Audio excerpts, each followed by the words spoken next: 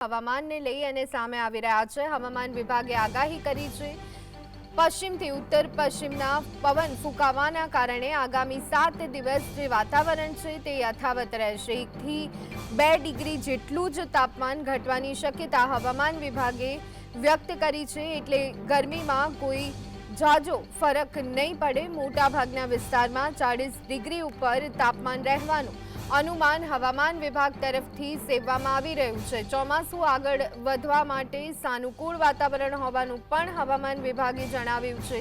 26 મેના કેરળમાં ચોમાસું પહોંચવાનું પૂર્વાનુમાન હવામાન વિભાગે લગાવ્યું છે। 20 से लेकर 26 मई तक इसमें मौसम आमतौर पर शुष्क रहने का पूर्वानुमान है और अगले 7 दिन तक कोई तापमान में बड़ा बदलाव नहीं रहेगा और जो तापमान में परिवर्तन होगा वो 1 से 2 डिग्री के अंदर में ही होगा, लेकिन थोड़ा फॉलिंग ट्रेंड रहेगा, ग्रेजुअल फॉल रहने का संभावना रहेगा, लेकिन वो एनएलसी में 1 से 2 डिग्री का सेंटीग्रेड का अंदर ही।